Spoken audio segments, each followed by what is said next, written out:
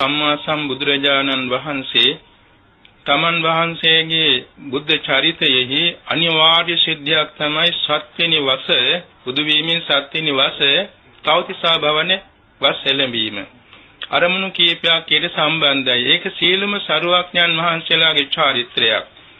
සීල සරුවඥන් වහන්සේලාගේ සම ආකාරයෙන් සමව පවට්නා චාරිත්‍ර තියෙන 30ක්. අසම කාරණා 8යි තියෙන්නේ.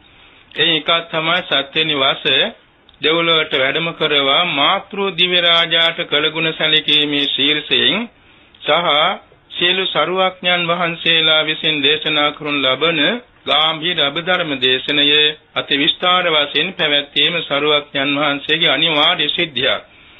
මේ සම්බන්ධව දීර්ඝ විවරණයක් අර්ථශාලිනී අට කතාවේ සඳහන් වෙනවා. කවුරු විසින්ද මේක භාවිතා කරන්න යෙදුනේ කියලා. ඒ කියන්නේ සරුවඥන් වහන්සේගේ සම්මා සම්බෝධියේ උදෙසා මහා බෝසතාණන් වහන්සේ විශ්වාසංක කල්පලක්ෂයක් මුළුල්ලෙහි මේ සම්බන්ධව අධ්‍යයනය කළ ඇතින බුද්ධ ශාසන 512027කදී. ඒ වගේම මෙය භාවිතා වශයෙන් පුරුදු කළ තියෙනවා විශේෂයෙන් උන්වහන්සේගේ 550 ජාතක දේශනාවට සම්බන්ධයි. ඒ වගේම අධිගමනය කරන්න යෙදුනේ යම් දවසක්ද තමයි බුදු වීමේදී 4 වෙනි සතියේ රතනාගර සත්තාහේදී. ඒ වගේම උන්වහන්සේ සම්මර්ෂණය කරලා දේශනා කරන්න යෙදුනේ තවතිසා භවනේදී. හේතුව මේ අභිධර්ම පිටකයේ කියන ධර්ම කොටස එකම සූත්‍රාන්ත දේශනාවක් වගේ.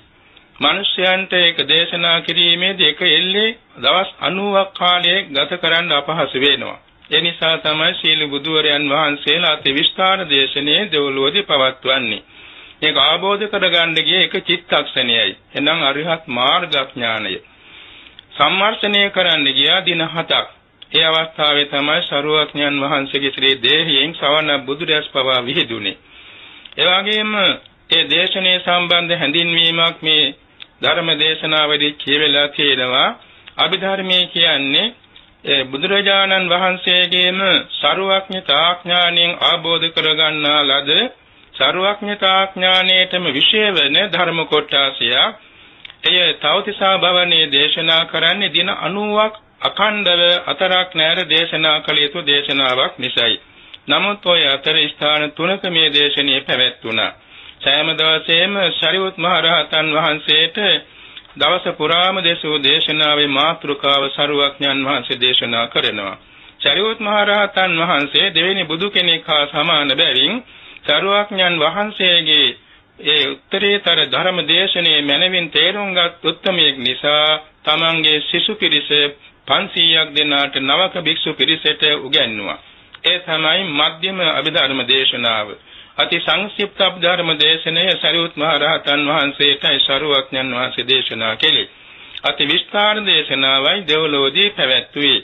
මේ අවශ්‍යතාව තමයි විදර්ශනාට නැගීමේ පහසුව. විශේෂයෙන්ම අභිධර්මයේ කියන්නේ මේ පැහැදිලි වෙන්නේ පරමාර්ථ කතාව. පරමාර්ථ දේශනාව. එතකොට පරමාර්ථ දේශනාව වශයෙන් අපේ ස්කන්ධ පංචකයේ තිබෙන ස්කන්ධ ආයතන ධාතු ඉන්ද්‍රිය පටිච්චසමුප්පාද එවාගෙම සූවිසි ප්‍රත්‍ය මේ ධර්මතාවන් මනමින් තේරුම් ගන්න පුළුවන් වෙන්නේ අභිධර්මයේ යම් පමණ දැන ගැනීමෙන් පමණයි. එසේ නැතුව ඒ ධර්මයේ නොදැන කවදාකවත් මඟඵල නිවන් සුව ලැබෙන්නේ නැහැ. ඒ නිසා මේ අභිධර්මයේ යම් පමණක් උගත යුතුයි. ඥානවන්තයෝ මේක මනමින් ඉගෙන ගන්න අතර අපේ බුදුරජාණන් වහන්සේගෙන් ප්‍රභව වූ ආරම්භ වූ දේශිත වූ මේ ධර්මය සරියුත් මහ රහතන් වහන්සේ පළමු කොට දරාගත්තා. ඊළඟට ආචාර්ය පරම්පරාවෙන් තුන්වෙනි සංගායනාව දක්වාම ගෙන ආවා. ආචාර්ය පරම්පරාව කිව්වේ සරියුත් මහ රහතන් වහන්සේගේ ශිෂ්‍ය පරම්පරාව. සරියුත් මහ රහතන් වහන්සේ ළඟට බද්දජී කියන රහතන් වහන්සේ, ඊළඟට සෝභිත රහතන් වහන්සේ, ඊළඟට පියජාලී රහතන් වහන්සේ, ඊළඟට පිය පාල රහතන් වහන්සේ, ඊළඟට පිය දස්සී මහ රහතන් වහන්සේ, ඊළඟට කෝසිය පුත්ත සිග්ගව මහ රහතන් වහන්සේ, ඊළඟට සන්දේහ මහ රහතන් වහන්සේ, ඊළඟට තවත් දුරට මොග්ගලී පුත්ත මේ සුදත්ත රහතන් වහන්සේ, ධම්මිය රහතන් වහන්සේ, සෝනක රහතන් වහන්සේ, දාසක රහතන් වහන්සේ, ළඟට ශ්‍රේවත රහතන් වහන්සේ. ඔය පරම්පරාවෙන් තුන්වෙනි සංගායනාව දක්වා මේක දරාගෙන ආවතර ශ්‍රී ලංකාවට මිහිඳු මහ රහතන් වහන්සේ ප්‍රදාන 5 නමක් ලංකාවට මේක වැඩම කරවා ගත්ත බුද්ධ වර්ෂ 236 දී ලංකාවාසී බුද්ධ පුත්‍රයන් වහන්සේලා මේව අධ්‍යයනය කරලා අද දක්වාම පවත්වාගෙන එනවා. බුද්ධ වර්ෂ 500 දී ග්‍රන්ථාරූඪ කරන්න යෙදුණා. ඉතින් මේ ධර්මයේ මැනවින් උගත් උතුමන් සම්බන්ධව බොහෝම විස්තර විවරණ අපේ ත්‍රිපිටක අට කතාවල සඳහන් වෙනවා. එනිසා මේ ධර්මයේ පිළිබඳව යම් පමණක් බෞද්ධයන් දැනගත්තොත් තමන් වඩන නිවන් මඟ සාර්ථකව ගෙන යාමට පහ